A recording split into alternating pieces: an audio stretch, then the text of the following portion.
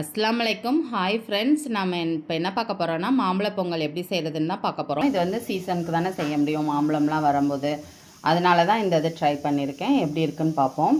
இதுக்கு வந்து புழுங்கல் அரிசி வந்து 1 கப் நம்ம வந்து 1 மணி நேரத்துக்கு முன்னாடியே ஊற வச்சுக்கணும். ஊற வச்சு அரைச்சி எடுத்துக்கணும். மீடியம் சைஸ் மாம்பழம் 1, 3/4 கப் வெல்லம், அது மாதிரி 3/4 கப் வந்து தேங்காய் துருவல்.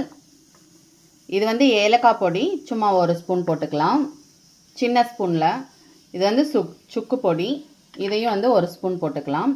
நெய் வந்து 1 ஸ்பூனு நான் எடுத்து வச்சுருக்கேன். இப்போ எப்படி செய்கிறதுன்னு பார்ப்போம். ஃபஸ்ட்டு வந்து இந்த புழுங்கல் அரிசி ஊறிடுச்சு, எனக்கு வந்து 1 மணி நேரம் ஊறிடுச்சு. இப்போ அரைச்சி எடுத்துக்கலாம்.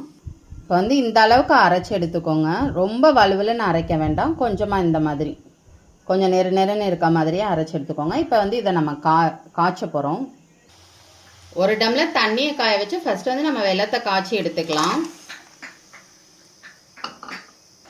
நமக்கு வெல்லம் கரையிற அளவுக்கு காய்ச்சினா போதும், ரொம்ப காய்ச்சணும்னு அவசியம் இல்லை. நம்ம இப்போ அடுப்பை ஆஃப் பண்ணிக்கலாம்.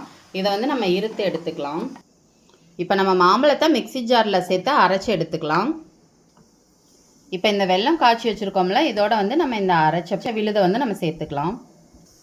இப்போ இதை நல்லா நம்ம மிக்ஸ் பண்ணி வச்சாச்சு. இதை ஓரமாக வச்சுக்கலாம். இப்போ வந்து நம்ம மாவை காய்ச்ச போகிறோம். இதுக்கு வந்து ஒரு 1/2 லிட்டர் அளவுக்கு நான் தண்ணி ஊற்றிருக்கேன்.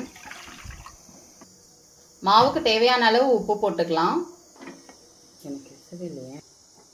இப்போ வந்து நமக்கு ஒலை காஞ்சிடுச்சு. நம்ம இப்போ கொஞ்சம் கொஞ்சமாக இதை சேர்த்துக்கலாம். நமக்கு நல்லா வெந்துருச்சு அரிசி. இப்போ வந்து நம்ம இந்த மிக்ஸை சேர்த்துக்கலாம். ஏலக்காய் தூள் 1 ஸ்பூன் போட்டுக்கலாம், சுக்குத்தூள் ஒரு 1/2 ஸ்பூன் போட்டுக்கலாம். இப்போ நம்ம தேங்காய் பூவை சேர்த்துக்கலாம். இப்போ நெய் 1 ஸ்பூன் ஊற்றிக்கலாம் லாஸ்ட்டாக. ஆனால் நமக்கு வந்துட்டு மாம்பழ பொங்கல் ரெடி ஆயிடுச்சு. இது மேலாப்பில் கொஞ்சம் நெய்யும் கிஸ்மிஸ் முந்திரியும் தாளித்து போட்டிருக்கோம். ரொம்ப ரொம்ப டேஸ்ட்டாக சூப்பராக வந்திருக்கு. நீங்களும் ட்ரை பண்ணி பாருங்கள்.